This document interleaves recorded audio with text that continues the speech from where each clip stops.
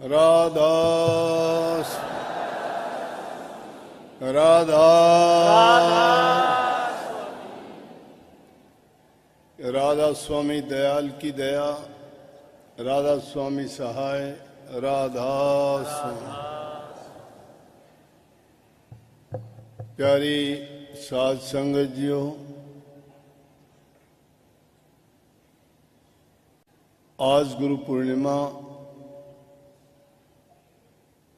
हम भक्तों के लिए सबसे बड़ा त्योहार कहा जा सकता है, क्योंकि गुरु पूर्णिमा को सब धर्म, सब गुरु बड़ा ऊंचा स्थान देते हैं और इस दिन गुरु पूजन की रिवाज है। जिस प्रकार से कोई मदर्स डे मनाते हैं, कोई फादर्स डे मनाते हैं, कोई फ्रेंडशिप डे मनाते हैं, कोई दिवाली, होली, दूसरे त्योहारों को उनके जो मुख्य पात्र हुए हैं, कोई श्री राम की याद में, कोई श्री कृष्ण जी की याद में, कोई किसी हनुमान जी की याद में, कोई और दूसरे देवी देवता की याद में, उन सबको हम मनाते हैं। लेकिन जिनको हम मनाते हैं वो भी गुरु पूजा को सबसे प्रथम मानते हैं।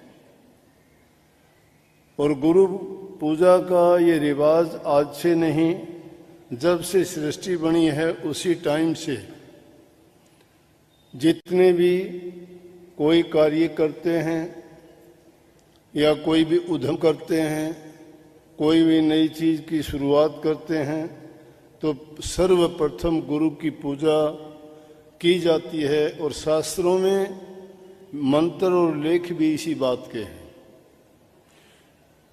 ब्रह्मा विष्णु महेश जिनको हम बड़े मानते हैं वो भी गुरु को ही पूजते हैं।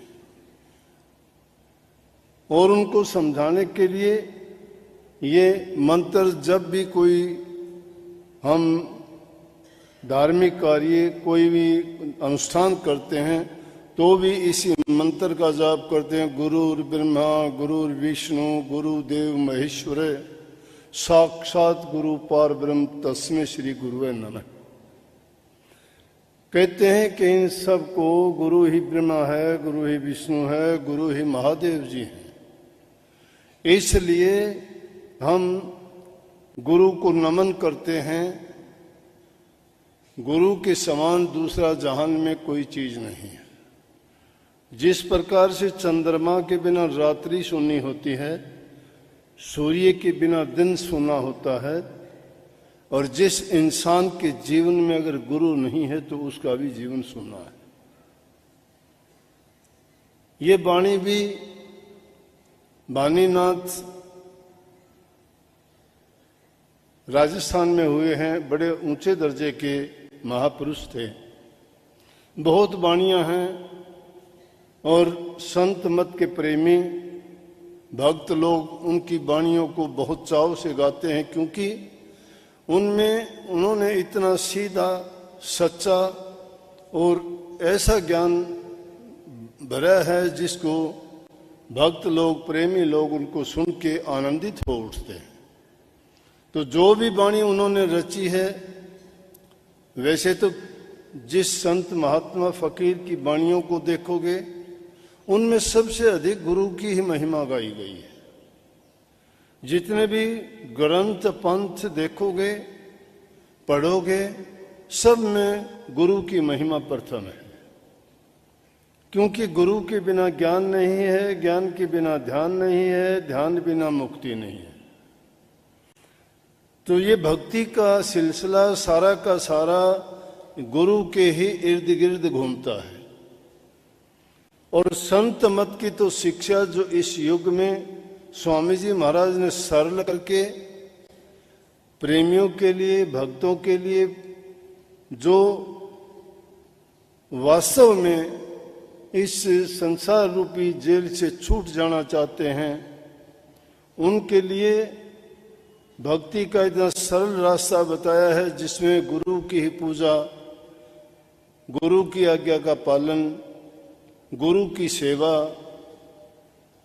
हर प्रकार से गुरु ही के गीत गाए गए।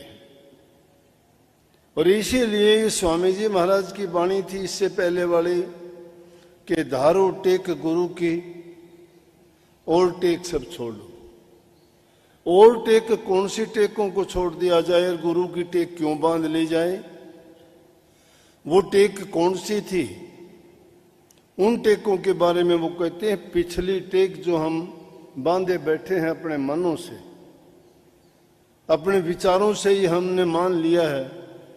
कभी माउस धोखते हो, कभी मंगल धोखते हो, कभी बुद्ध धोखते हो, कभी विश्व धोखते हो, कोई 2 ईंट घर में रख के उस किसी चीज को भी मान के धोखते हो। टेक बांध ली, पूजते किसी को नहीं हो, पूजा का कोई तरीका भी नहीं है उनको किस तरह से पूजा जाए, उनको याद करने का भी कुछ नहीं है, उनको कैसे याद किया जाए।